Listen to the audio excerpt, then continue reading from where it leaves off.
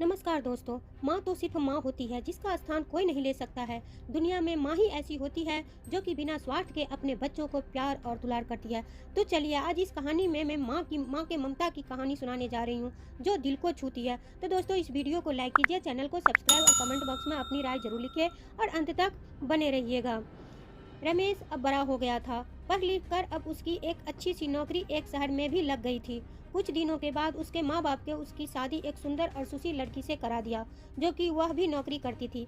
अब रमेश और पत्नी दोनों जॉब करते हुए एक साथ ही शहर में बस गए थे। कुछ दिनों के पश्चात रमेश के पिताजी भी अब इस दुनिया को छोड़कर चले गए, जिसके बाद उसकी माँ एकदम सी अकेले सी हो गई थी।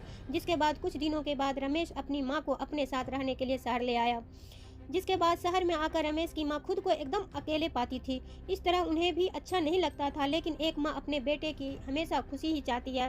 सो धीरे धीरे वह शहर में रहना भी सीख गई थी। लेकिन रमेश और उसकी पत्नी हमेशा अपनी माँ को समझाते रहते थे कि ऐसा मत करो, ये मत करो। मतलब कि वे अपने आगे माँ को गाँव के एक तरह से गवार ही समझते थे, लेकिन माँ की दिल तो हमेशा से अपने बच्चों के लिए बड़ा ही होता है। सो वे सभी बातें चुपचाप सुनकर हाँ में हाँ मिलाकर रह जाती थी। एक दिन की बात है, सुबह रमेश की पत्नी को ऑफिस जल्दी जाना था। सो वह सब कुछ जल्दी से तैयार करके रमेश का खाना पैक करके ऑफिस चली गई। फिर इसके बाद रमेश भी जल्दी जल्दी तैयार होकर ऑफिस निकल गया था। फिर कुछ समय बाद रमेश की माँ ने देखा कि उसका बेटा तो खाने का लंच बॉक्स तो घर पर ही भूल गया है। तो माँ ने बिना देर करते हुए फटाफट ऑफिस पहुंच गई और पास में एक कुर्सी पर बैठ गई, क्योंकि कंपनी में बाहर के व्यक्तियों को अंदर जाने के लिए मना था। सो फिर बेटे का दिक्कत ना हो इसलिए फ़ोन न करके मैसेज किया, लेकिन रमेश अपने काम में बिजी था। सो माँ के मैसेज पर ज़्यादा ध्यान न दिया, लेकिन उसकी माँ बाहर कब से उसका इंतजार कर रही थी। इस तरह कई घंटे बीत गया और इस बीच कई मैसेज भी किया, लेकिन रमेश का कोई उत्तर नहीं आ रहा था। इस तरह रमेश की माँ को चिंता होने लगी थी। लेकिन रमेश अपनी माँ के कई मैसेज आने के बाद वह अंदर ही अंदर खूब गुस्सा होने लगा था। आज तो उसने तय कर लिया था कि आज घर जाकर माँ को खूब अच्छे तरह से समझा देगा कि यह उसका गाँव नहीं है जो कुछ भी मनमानी करती रहेगी। और इस तरह शाम हो गया। जब रमेश घर जाने के लिए कंपनी के बाहर निकला तो देखा उसकी माँ तो यहीं खड़ी है, जिसे देखकर उसका गुस्सा अब सातवें आसमान पर था और बिना कुछ पूछे ही अपने माँ को डांट फटकारने लगा कि पहले घर में खाली बैठे बैठे मैसेज से परेशान करती रहती है, अब तो उसके कंपनी में भी आ गई है। आखिर उनका यह गांव नहीं है जो मनमानी करती रहेगी।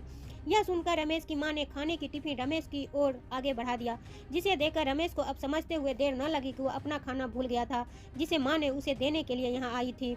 इसके बाद रमेश की माँ बोली, बेटा भले ही तुम बड़े हो गए हो, बड़े शहर में रहने लगे हो, अच्छे बुरे की ज़्यादा समझ आ गई हो, लेकिन मेरे लिए आज भी मेरे कलेजे का टुकड़ा ही हो, जिसे मैंने बचपन से लेकर आज तक पालते हुए आ रही हूँ। रमेश को अब आंखें खुल चुकी थी कि आखिर उसकी माँ उसकी परवाह करते हुए खाना लेकर आई थी, जिसे वह बिना सोचे समझे अपनी माँ को ही डांटे जा रहा था।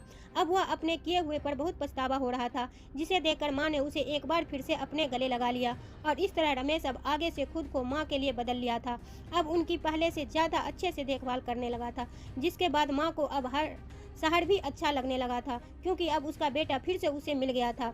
इस कहानी से यही शिक्षा मिलती है कि एक तरफ जहाँ हम पढ़ लिख कर खुद को ज़्यादा ही समझदार समझने लगते थे, जिससे जाने अनजाने में माता पिता के बातों को गलत साबित करने में लग जाते हैं, लेकिन हम सब यही भूल जाते हैं जिस माँ बाप ने अपने बच्चों को खुशियों के लिए अपने खुशियाँ तक का त्याग कर दिए, वो भला माँ बाप अपने बच्चों का कैसे बुरा कर सकते हैं।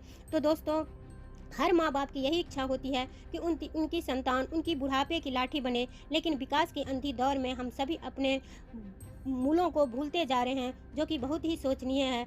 अगर हमारे माँ बाप हमें पाल सकते हैं तो हम उन्हें बुढ़ापा में उन्हें क्यों ही नहीं पाल सकते। यही तो हर माँ बाप की इच्छा होती है। तो आप सभी अपने माँ बाप को उम्मीदों पर ज़रूर खरे उतरें। तो दोस्तों अंत तक बने रहने के लिए धन्यवाद और जाते जाते दोस्तों वीडियो को लाइक, चैनल को सब्सक्राइब कीजिए और कमेंट बॉक्स में अपनी राय जरूर लिखिएगा। और दोस्तों ऐसी कहानी को अपने दोस्तों से शेयर जरूर कीजिएगा। धन्यवाद।